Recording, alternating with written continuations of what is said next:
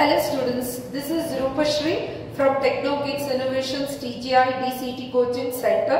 So ಇವತ್ತಿನ ವಿಡಿಯೋದಲ್ಲಿ the difference between government aided unaided ಕಾಲೇಜ್ಗಳ ಬಗ್ಗೆ ಇರುವಂತ ಡಿಫರೆನ್ಸಸ್ ಗಳನ್ನ ಕೊಡುವಂತ ಇನ್ಫಾರ್ಮೇಶನ್ ಆಗಿದೆ ಸ್ಟೂಡೆಂಟ್ಸ್. ಸೊ ನಾನು ಇಲ್ಲಿ ಕೆಲವು ಫ್ಯಾಕ್ಟರ್ಸ್ ಗಳನ್ನ ಕನ್ಸಿಡರೇಷನ್ ತಗೊಳ್ತಾ ಇದ್ದೀನಿ. ಫ್ಯಾಕ್ಟರ್ಸ್ ಮೇಲೆ ನಿಮಗೆ ಡಿಫರೆನ್ಸಸ್ ನ ಹೇಳ್ತಾ ಇದ್ದೀನಿ. ಸೊ ಪ್ಯೂರ್ ಗವರ್ಮೆಂಟ್ ಕಾಲೇಜ್ ಅಂದ್ರೆ ಕಂಪ್ಲೀಟ್ಲಿ ಎಲ್ಲಾ ಸೀಟ್ಸ್ ಗಳು ಅಂಡರ್ ಗವರ್ಮೆಂಟ್ ಇರ್ತದೆ. ಸೊ ಎಲ್ಲಾ ಸೀಟ್ಸ್ ಗಳು ಗವರ್ಮೆಂಟ್ ಸೀಟ್ಸ್ ಗಳೇ ಆಗಿರ್ತದೆ. ಆದ್ರೆ ಏಡೆಡ್ ಕಾಲೇಜ್ ಅಲ್ಲಿ ಕೆಲವು ಸೀಟ್ಸ್ ಗಳು ಅಂಡರ್ ಗವರ್ಮೆಂಟ್ ಅಂದ್ರೆ ಕೆಇಎಗೆ ಸರೆಂಡರ್ ಮಾಡಿರುತ್ತೆ ಕಾಲೇಜು. ಇನ್ನ ಬಹಳಷ್ಟು ಕಾಲೇಜ್ ಸೀಟ್ಸ್ ಗಳನ್ನ ಮ್ಯಾನೇಜ್ಮೆಂಟ್ ಕೋಟಾದಲ್ಲಿ ಇರ್ತದೆ ಸ್ಟೂಡೆಂಟ್ಸ್. ಇನ್ನು ಅನ್ಏಡೆಡ್ ಕಾಲೇಜ್ಗಳಲ್ಲಿ ಕೆಇಎಗೆ ಕೆಲವು ಸೀಟ್ಸ್ ಗಳನ್ನ ಕೊಟ್ಟಿರ್ತಾರೆ, ಅಲ್ಲೂ ಕೂಡ ಮ್ಯಾನೇಜ್ಮೆಂಟ್ ಸೀಟ್ಸ್ ಗಳು ಇರ್ತದೆ. ಅಂದ್ರೆ ಸೀಟ್ಸ್ ಅನ್ನ ಡಿವೈಡ್ ಮಾಡಿರ್ತಾರೆ, ಸ್ವಲ್ಪ ಗವರ್ಮೆಂಟಿಗೆ ಸ್ವಲ್ಪ ಕಾಲೇಜ್ ಕಡೆಯಿಂದ ಮಾಡುವಂತದ್ದು. ಸೊ ಈ ಮೇಜರ್ಲಿ ಡಿಫರೆನ್ಸಸ್ ನ ನೋಡೋಣ. ಗವರ್ಮೆಂಟ್ ಅಂದ್ರೆ ನಿಮ್ಗೆಲ್ಲರಿಗೂ ಗೊತ್ತಿರುತ್ತೆ, ಪ್ಯೂರ್ಲಿ ಗವರ್ಮೆಂಟ್ ಕಾಲೇಜ್ ಇರುತ್ತೆ. ಅಲ್ಲಿ ಫ್ಯಾಕಲ್ಟೀಸ್ ಗಳು, ಅಲ್ಲಿ ಲೆಕ್ಚರರ್ಸ್, ಪ್ರತಿಯೊಬ್ಬರಿಗೂ ಗವರ್ಮೆಂಟ್ ಇಂದಾನೆ ಸ್ಯಾಲರೀಸ್ ಬರ್ತಿರುತ್ತೆ. ಅದಕ್ಕೆ ಯಾವುದೇ ರೀತಿಯ ಪ್ರೈವೇಟ್ ಮ್ಯಾನೇಜ್ಮೆಂಟ್ ಅಂತ ಇರೋದಿಲ್ಲ, ಯಾವುದೇ ರೀತಿಯ ಡೊನೇಷನ್ಸ್ ಅಂತ ಹೇಳ್ಬಿಟ್ಟು ಇರೋದಿಲ್ಲ. ನಿಮ್ಗೆ ಏನಿದ್ರು ಎಲ್ಲ ಗವರ್ಮೆಂಟ್ ಅಂಡರ್ ಅಲ್ಲೇ ನಡೆಯುವಂತದ್ದು ಪ್ಯೂರ್ ಗವರ್ಮೆಂಟ್ ಕಾಲೇಜ್ ಆಗಿರ್ತದೆ. ಇನ್ನು ಏಡೆಡ್ ಕಾಲೇಜು, ಏಡೆಡ್ ಕಾಲೇಜ್ ಅಲ್ಲಿ ಏನಾಗಿರುತ್ತೆ ಅಂದ್ರೆ ಕಾಲೇಜ್ ಬಂದು ಪ್ರೈವೇಟ್ ಮ್ಯಾನೇಜ್ಮೆಂಟ್ ಅಂಡರ್ ಅಲ್ಲಿ ಇರ್ತದೆ. ಸೊ ಕಾಲೇಜ್ ಪ್ರೈವೇಟ್ ಮ್ಯಾನೇಜ್ಮೆಂಟ್ ಅಲ್ಲಿ ಇರ್ತದೆ. ಆದ್ರೆ ಆ ಕಾಲೇಜಿನ ಕೆಲವು ಲೆಕ್ಚರರ್ಸ್ ಗಳಿಗೆ ಗವರ್ಮೆಂಟ್ ಸ್ಯಾಲರಿ ಕೊಡ್ತಿರುತ್ತೆ. ಆ ಕಾಲೇಜಿಗೆ ಗವರ್ಮೆಂಟ್ ಇಂದ ಕೂಡ ಫೆಸಿಲಿಟೀಸ್ ಗಳು ಬರ್ತಾ ಇರ್ತದೆ. ಅಂದ್ರೆ ಮ್ಯಾನೇಜ್ಮೆಂಟ್ ಪ್ಲಸ್ ಗವರ್ಮೆಂಟ್ ಇಬ್ರು ಸೇರಿಸ್ಕೊಂಡು ನಡೆಸುವಂತ ಕಾಲೇಜ್ಗಳೇ ಏಡೆಡ್ ಕಾಲೇಜ್ ಆಗಿರುತ್ತೆ. ಗವರ್ಮೆಂಟ್ ಕೂಡ ಕಾಲೇಜ್ಗೆ ಫೆಸಿಲಿಟೀಸ್ ವಿತ್ ಸ್ಯಾಲರೀಸ್ ಗಳನ್ನ ಕೊಡೋ ಕಾರಣದಿಂದಾಗಿ ಆ ಕಾಲೇಜಿನ ಕೆಲವು ಸೀಟ್ಸ್ ಗಳನ್ನ ಅಂಡರ್ ಕೆಇಎಗೆ ಕೊಟ್ಟಿರ್ತಾರೆ, ಕೆಇಎಗೆ ಸರೆಂಡರ್ ಮಾಡಿರ್ತಾರೆ. ಸೊ ಕೆಇಎಗೆ ಪ್ಲಸ್ ಮ್ಯಾನೇಜ್ಮೆಂಟ್ ಸೀಟ್ಸ್ ಗಳಿರ್ತದೆ. ಅನ್ಏಡೆಡ್ ಅಲ್ಲೂ ಕೂಡ ಕೆಇಎ ಪ್ಲಸ್ ಮ್ಯಾನೇಜ್ಮೆಂಟ್ ಇರ್ತದೆ. ಆದ್ರೆ ಅನ್ಏಡೆಡ್ ಅಲ್ಲಿ ಬಂದು ಗವರ್ಮೆಂಟ್ ಯಾವುದೇ ರೀತಿಯ ಸ್ಯಾಲರಿ ಆಗಿ ಅಲ್ಲಿಗೆ ಯಾವುದೇ ರೀತಿಯ ಗವರ್ಮೆಂಟ್ ಥ್ರೂ ಫೆಸಿಲಿಟಿ ಇರಲ್ಲ. ಪ್ಯೂರ್ಲಿ ಮ್ಯಾನೇಜ್ಮೆಂಟ್ ಆ ಕಾಲೇಜ್ ನಡೆಸ್ತಾರಲ್ಲ ಓನರ್ಸ್, ಸೊ ಅದು ಕಂಪ್ಲೀಟ್ಲಿ ಆ ಮ್ಯಾನೇಜ್ಮೆಂಟ್ ಗೆ ಬಿಟ್ಟಿರುವಂತದ್ದಾಗಿರ್ತದೆ. ಇನ್ನು ಫೀಸ್ ಸ್ಟ್ರಕ್ಚರ್, ಗವರ್ಮೆಂಟ್ ಕಾಲೇಜ್ಗಳಲ್ಲಿ ಕಡಿಮೆ ಫೀಸ್ ಇರ್ತದೆ. So compared to the aided and unaided. ಆದ್ರೆ ಏಡೆಡ್ ಕಾಲೇಜಲ್ಲಿ ಏನಾಗಿರುತ್ತೆ ಅಂದ್ರೆ ಕೆಇಎಗೆ ಆಕ್ಚುಲಿ ನೀವು ಫೀಸ್ ಅನ್ನ ಎರಡು ತರ ಕಟ್ಟಬೇಕು. ಒಂದು ಕೆಇಎಗೆ ಫೀಸ್ ಕಟ್ಟಬೇಕು. ನಿಮ್ಮ announcement first round result announcement ಅಲ್ಲಿ ಏನ್ ಫೀಸ್ ಅಂತ ಬಂದಿರುತ್ತೆ ಅದು ಕೆಇಎ ಫೀಸ್ ಆಗಿರುತ್ತೆ. ಕೆಇಎಗೆ ಕೂಡ ಫೀಸ್ ಕಟ್ಟಬೇಕು, ಪ್ಲಸ್ ಕಾಲೇಜ್ಗಳಿಗೆ ಅಡ್ಮಿಷನ್ ಆಗುವಾಗ ಕೂಡ ಕಾಲೇಜ್ಗಳಿಗೆ ಫೀಸ್ ಕಟ್ಟಬೇಕಾಗಿರುತ್ತೆ. ಸೊ ಇಲ್ಲಿ KEA fees plus college fees, KEA fees ಕಡಿಮೆ ಇರ್ತದೆ ಕಂಪೇರ್ ಟು ದಿಸ್ ಟು.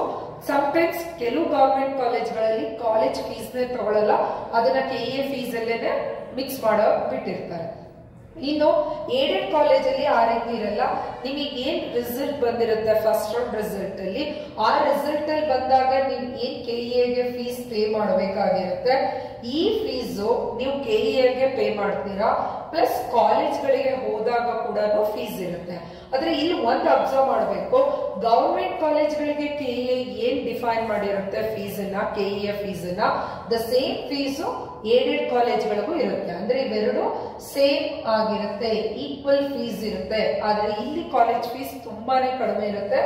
ಇಲ್ಲಿ ಕಾಲೇಜ್ ಫೀಸು ಸಮ್ಟೈಮ್ಸ್ 20, 30, 40,000 ಡಿಪೆಂಡ್ ಆಗುತ್ತೆ. ಸೊ ಇದೆರಡು ಫೀಸ್ ಅನ್ನ ಕನ್ಸಿಡರ್ ಮಾಡಿದ್ರೆ ಕಾಲೇಜ್ ಫೀಸ್ ಆಗಿರ್ತದೆ. ಇನ್ನು ಅನ್ಏಡೆಡ್ ಕಾಲೇಜ್ಗಳಲ್ಲಿ ನೀವು ಇಲ್ಲಿ ಕೆಇಎಗೂ ಕಟ್ಟಬೇಕು, ಬಟ್ ಕೆಇಎ ಫೀಸು ಇವೆರಡು ಏನ್ ನಾನು ಈಕ್ವಲ್ ಆಗಿ ಮೆನ್ಷನ್ ಮಾಡಿದೆ ಆ ರೀತಿ ಇರೋದಿಲ್ಲ, ಇದು ಜಾಸ್ತಿನೇ ಇರ್ತದೆ KEA fees. In terms of minimum 1 lakh ಆದ್ರೂ ಇರುತ್ತೆ, 1 ಲಕ್ಷ ಆದ್ರೂ ಫೀಸ್ ಇರುತ್ತೆ. ಪ್ಲಸ್ ನೀವು ಮತ್ತೆ ಕಾಲೇಜ್ಗಳಿಗೂ ಫೀಸ್ ಕಟ್ಟಬೇಕಾಗತ್ತೆ.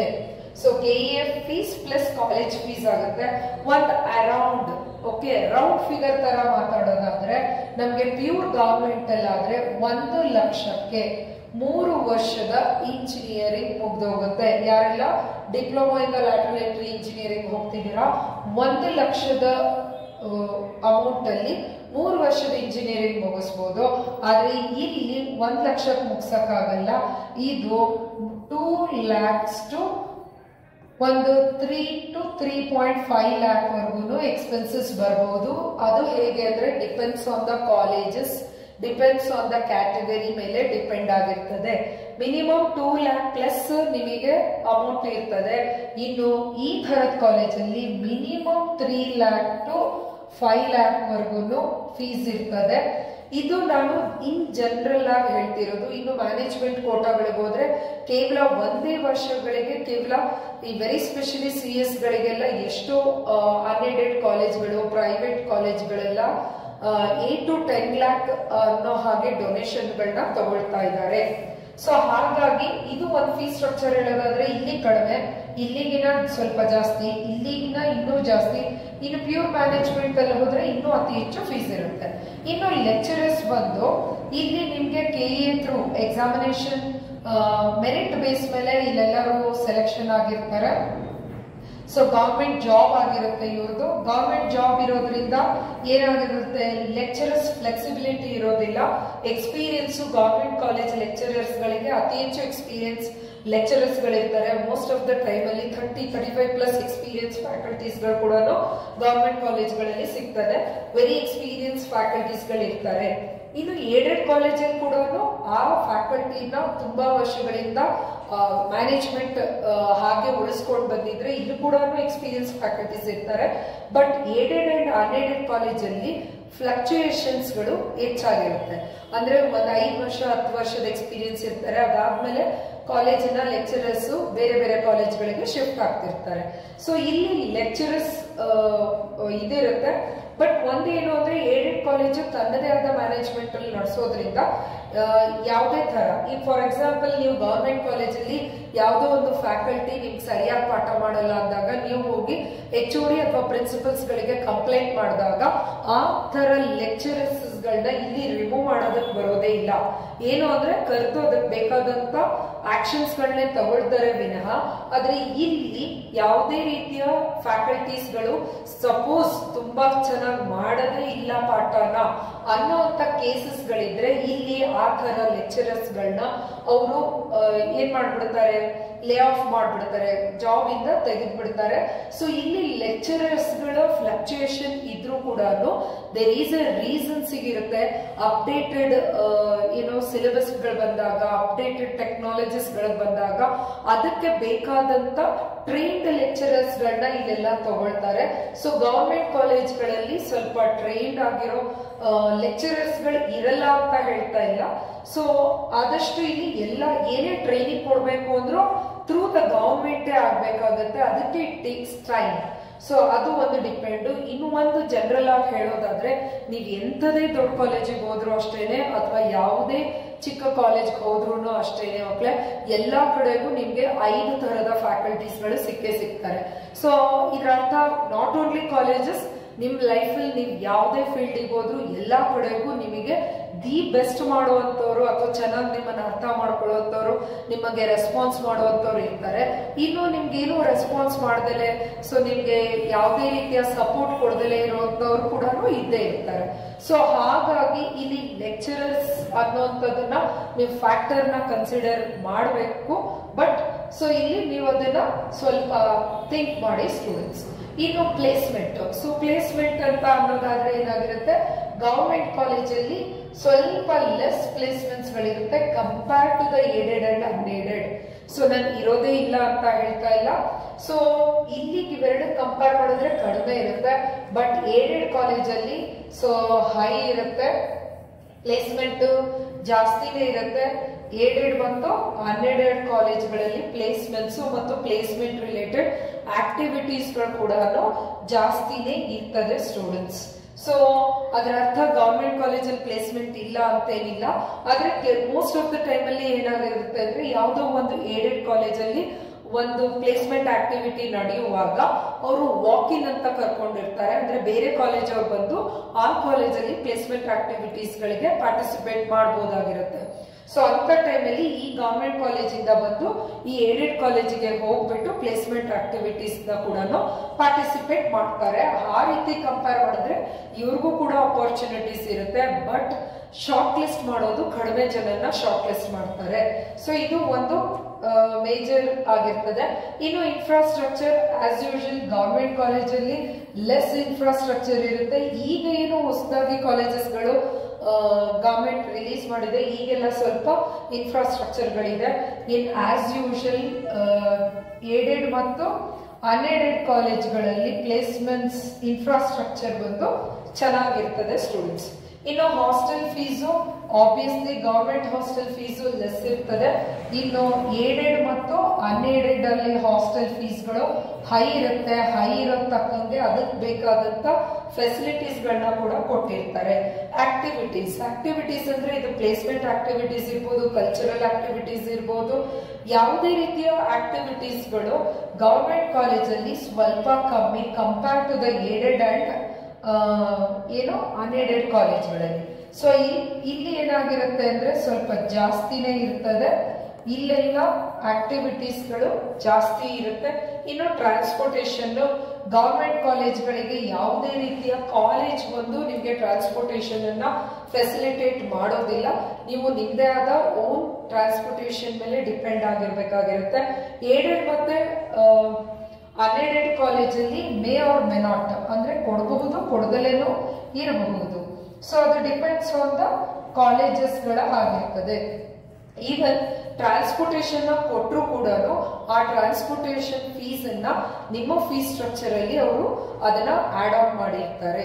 ಸೊ ಇದು ಬಂದು ನಿಮ್ಗೆ difference between aided and unaided. ಇನ್ನು ಈ ಏಡೆಡ್ PTU ಮತ್ತೆ ಆಟೋನಮಸ್, ಈವನ್ ಗವರ್ಮೆಂಟ್ ಅಂಡರ್ ಅಲ್ಲೂ ಆಟೋನಮಸ್ ಗವರ್ಮೆಂಟ್ ಕಾಲೇಜಸ್ ಗಳು ಇದೆ. VTU ಮತ್ತೆ ಆಟೋನಮಸ್ ಇದೆರಡು ಈ ಮೂರಕ್ಕೂ ಬರ್ತದೆ ಸ್ಟೂಡೆಂಟ್ಸ್. ಈಗ ನೀವು UBC ತಗೊಂಡ್ರೆ ಅದು actually pure government, but autonomous kind of syllabus IIT model of syllabus ಇದೆ ಅಂತ ಹೇಳ್ಬಿಟ್ಟು ನೀವು ನಿಮ್ಮ ಸೀಟ್ ಮೆಟ್ರಿಕ್ಸ್ ನೀವು ನೋಡಿದ್ರೆ ಚೆಕ್ ಮಾಡಬಹುದು. ಸೊ ಅರೌಂಡ್ 21 ಇಂಜಿನಿಯರಿಂಗ್ 21+ ಇಂಜಿನಿಯರಿಂಗ್ ಕಾಲೇಜಸ್ಗಳು ನಿಮ್ಗೆ ಪ್ಯೂರ್ ಗವರ್ಮೆಂಟ್ ಇಂಜಿನಿಯರಿಂಗ್ ಕಾಲೇಜಸ್ಗಳು ಸಿಗುತ್ತೆ. ಸೊ ಇನ್ನು ಇವೆಲ್ಲವನ್ನು ಕಂಪೇರ್ ಮಾಡಿದ್ರೆ 100+ ನಿಮ್ಗೆ ಇಲ್ಲಿ ಏಡೆಡ್ ಕಾಲೇಜಸ್ ಬಂದು 100+ ಇದೆ. ಇವುಗಳನ್ನು ಅಷ್ಟೇನೆ 100+ ಇಂಜಿನಿಯರಿಂಗ್ ಕಾಲೇಜಸ್ಗಳು ನಿಮ್ಗೆ ಸಿಗ್ತದೆ. ಸೊ ಒಂದ್ ಏನ್ ಹೇಳೋದು ಅಂದ್ರೆ ಯಾರೆಲ್ಲ ಫೈನಾನ್ಷಿಯಲಿ ತುಂಬಾ ಕಷ್ಟದಲ್ಲಿದ್ದೀರಾ, ಯಾರೆಲ್ಲ ಲೋನ್ ಮೇಲೆ ಡಿಪೆಂಡ್ ಆಗಿದ್ದೀರಾ, ಅವರಿಗೆ ನಾನ್ ಸಜೆಸ್ಟ್ ಮಾಡೋದು ಇಟ್ಸ್ ಮೈ ಪರ್ಸನಲ್ ಸಜೆಷನ್ ಆಗಿರುತ್ತೆ. ಸೊ ನೀವು ಪ್ಯೂರ್ ಗವರ್ಮೆಂಟ್ ಕಾಲೇಜಸ್ ನ ನೀವು ಆಪ್ಟ್ ಮಾಡೋದ್ರಿಂದ ನಿಮ್ಗೆ ಫೈನಾನ್ಷಿಯಲಿ ತುಂಬಾನೇ ಹೆಲ್ಪ್ಫುಲ್ ಆಗುತ್ತೆ. ಪ್ಯೂರ್ ಗವರ್ಮೆಂಟ್ ಕಾಲೇಜಲ್ಲಿ ಓದಿದ ತಕ್ಷಣ ನಿಮ್ಗೆ ಪ್ಲೇಸ್ಮೆಂಟೇ ಆಗೋದಿಲ್ಲ, ಮುಂದೆ ಫ್ಯೂಚರ್ ಪ್ರಾಬ್ಲಮ್ ಇರುತ್ತೆ ಅಂತ ಅನ್ಕೊಳ್ಳೋದು ಮೂರ್ಖತನ. ಈವನ್ ಪ್ಯೂರ್ ಗವರ್ಮೆಂಟ್ ಕಾಲೇಜಸ್ ಅಲ್ಲಿ ಲೈಕ್ UBC ಇರ್ಬೋದು, UBDT ಇಂಜಿನಿಯರಿಂಗ್ ಕಾಲೇಜ್ ಇರ್ಬೋದು, ಇಲ್ಲೆಲ್ಲ ಓದ್ಬಿಟ್ಟು ಸಾಕಷ್ಟು ಕಾಲೇಜ್ಗಳಲ್ಲಿ ಈಗ principals, head of the department ಇರ್ಬೋದು, ಕಂಪನಿ ಓನರ್ಸ್ ಗಳೆಲ್ಲ UBDT UBC ಅಂತ ಪ್ಯೂರ್ ಗವರ್ಮೆಂಟ್ ಕಾಲೇಜ್ ಇಂದಾನೇ ಇರುವಂತ ಸ್ಟೂಡೆಂಟ್ಸ್ ಗಳಾಗಿರ್ತಾರೆ. So I am also one of the example for pure government college. ನಾನು ಓದಿರೋದು UBDT engineering college. So pure ಕಾಲೇಜ್ಗಳಲ್ಲೂ ಗವರ್ಮೆಂಟ್ ಅಲ್ಲೂ ಕೂಡ ಫೆಸಿಲಿಟಿ ಇರ್ತದೆ, ಬಟ್ ಇಟ್ ಡಿಪೆಂಡ್ಸ್ ಆನ್ ನೀವ್ ಎಷ್ಟು ಎಫರ್ಟ್ ಹಾಕ್ತೀರಾ ಅನ್ನೋವಂಥದ್ದು. ಇನ್ನು ಏಡೆಡ್ ಮತ್ತೆ ಅನ್ಏಡೆಡ್ ಕಾಲೇಜ್ಗಳಿಗೆ ಹೋಗ್ತೀನಿ, ಲಕ್ಷಾಂತರ ಫೀಸ್ ಅನ್ನ ಪೇ ಮಾಡ್ತೀನಿ ಅಂದ ತಕ್ಷಣ ನಿಮಗೆ ಪ್ಲೇಸ್ಮೆಂಟ್ಸ್ ಆಗೋದಿಲ್ಲ ಮಕ್ಕಳೇ. ಪ್ಲೇಸ್ಮೆಂಟ್ ಆಗೋದು ಕೇವಲ ನಿಮ್ಮ ಇಂಟೆಲೆಕ್ಚುಯಲ್ ಅಬಿಲಿಟಿ ಬೇಸ್ ಮೇಲೆ. ಒಂದೇನು ಅಂದ್ರೆ ಏಡೆಡ್ ಮತ್ತು ಅನ್ಏಡೆಡ್ ಕಾಲೇಜ್ಗಳಲ್ಲಿ ಕ್ಯಾಂಪಸ್ ಸೆಲೆಕ್ಷನ್ಸ್ ಗಳ ಪ್ಲೇಸ್ಮೆಂಟ್ ಆಕ್ಟಿವಿಟೀಸ್ ಗಳು ಸ್ವಲ್ಪ ಜೋರಾಗಿರುತ್ತೆ. ಅವಾಗ ನಿಮ್ಗೆ ಅಪಾರ್ಚುನಿಟೀಸ್ ಗಳು ಅತಿ ಹೆಚ್ಚಿರುತ್ತೆ. ಅಪಾರ್ಚುನಿಟೀಸ್ ನ ನೀವು ಗ್ರಾಬ್ ಮಾಡ್ಕೊಂಡ್ರೆ in the college it self ನಿಮಗೆ ಕ್ಯಾಂಪಸ್ ಸೆಲೆಕ್ಷನ್ ಆಗಿ ನಿಮ್ಗೆ ಒಳ್ಳೆ ಪ್ಯಾಕೇಜಸ್ ಗಳು ಸಿಗುವಂತ ಕಂಪನೀಸ್ ಗಳು ಕಾಲೇಜಲ್ಲಿ ಸಿಗತ್ತೆ. ಸೊ ಹಂಗಂತ ಹೇಳ್ಬಿಟ್ಟು ನೀವು ಲಕ್ಷಾಂತರ ಫೀಸ್ ಪೇ ಮಾಡಿದ ತಕ್ಷಣ ನಿಮಗೆ ಜಾಬ್ ಆಗತ್ತೆ ಅನ್ನೋದಾಗಿರ್ಬೋದು, ಅಥವಾ ನೀವು ಅಲ್ಲಿ ಹೋಗಿದ ತಕ್ಷಣ ಎಲ್ಲ ನಿಮ್ಗೆ ಸಿಕ್ಬಿಡತ್ತೆ ಅನ್ನೋಂಥದ್ದು ಅದು ಒಪ್ಕೊಳ್ಳುವಂತ ಮಾತಾಗಿರೋದಿಲ್ಲ. Everything depends on the students effort ಮೇಲೆ ಡಿಪೆಂಡ್ ಆಗಿರ್ತದೆ. ಸೊ ಎಲ್ಲಾ ಕಾಲೇಜ್ಗಳಲ್ಲೂ ನಾನು ಈಗಾಗಲೇ ಹೇಳಿದಂಗೆ ನಿಮ್ಗೆ ಸಪೋರ್ಟ್ ಮಾಡೋರು ಮತ್ತೆ ಸಪೋರ್ಟ್ ಮಾಡದಲ್ಲೇ ಇರೋರು ಎಲ್ಲಾ ಕಾಲೇಜ್ಗಳಲ್ಲೂ ಇದ್ದೇ ಇರ್ತಾರೆ.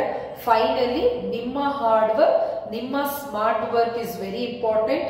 ಸೊ ನಿಮಗೆ ಈಗಾಗಲೇ ಡೈಲಿ 1 GB ಡೇಟಾ ಇದೆ, ಸಾಕಷ್ಟು ಆಪ್ಸ್ ಗಳಿದೆ, ಸಾಕಷ್ಟು ನಿಮ್ಗೆ ಆನ್ಲೈನ್ ಸೆಷನ್ಸ್ ಗಳಿದೆ. ಸೊ ಇವೆಲ್ಲದರ ಜೊತೆಗೆ ನೀವು ಅಡಿಷನಲ್ ಕೋರ್ಸಸ್ ಗಳನ್ನ ಮಾಡ್ಕೊಂಡ್ರೆ ನಿಮ್ಗೆ ಆರಾಮಾಗಿ ಪ್ಲೇಸ್ಮೆಂಟ್ಸ್ ಗಳನ್ನ ಆಕ್ಟಿವಿಟಿ ಆಗತ್ತೆ. ಸೊ ನನ್ನ ಸಜೆಷನ್ಸ್ ನಿಮ್ಮ ಪೇರೆಂಟ್ಸ್ ಜೊತೆಗೆ ಡಿಸ್ಕಸ್ ಮಾಡಿ, ನಿಮ್ಮ ಫೈನಾನ್ಷಿಯಲ್ ಬ್ಯಾಕ್ ಗ್ರೌಂಡ್ ಗಳಿರ್ಬಹುದು, ಜೊತೆಗೆ ಕಾಲೇಜ್ಗಳ ಬಗ್ಗೆ ತಿಳ್ಕೊಂಡು ನೀವು ಅಡ್ಮಿಷನ್ ತಗೋಬಹುದು students. So this is Rupashree from Technogeeks Innovations TGI DCT coaching centre. ನಮ್ಮ ಟೆಕ್ನೋಗಿಕ್ಸ್ ಇನೋವೇಷನ್ಸ್ ನಲ್ಲಿ ದ ಸ್ಟೇಟಿಗೆ ಫಸ್ಟ್ ರ್ಯಾಂಕ್ ಬಂದಿರುವಂತ ಮೊಹಮ್ಮದ್ ಸೈಫ್ ಅಲಿ ಶೇಖ್. ಸೊ ಜೊತೆಗೆ ಸಾಕಷ್ಟು ಸ್ಟೂಡೆಂಟ್ಸ್ ದಿ ಬೆಸ್ಟ್ ರ್ಯಾಂಕಿಂಗ್ ನ ತಗೊಂಡಿದ್ದಾರೆ. ಅದರ ಕಂಪ್ಲೀಟ್ ಸ್ಟ್ಯಾಟಿಸ್ಟಿಕ್ಸ್ ನ ನಾವಿಲ್ಲಿ ಪ್ರೊವೈಡ್ ಮಾಡಿದ್ದೀವಿ.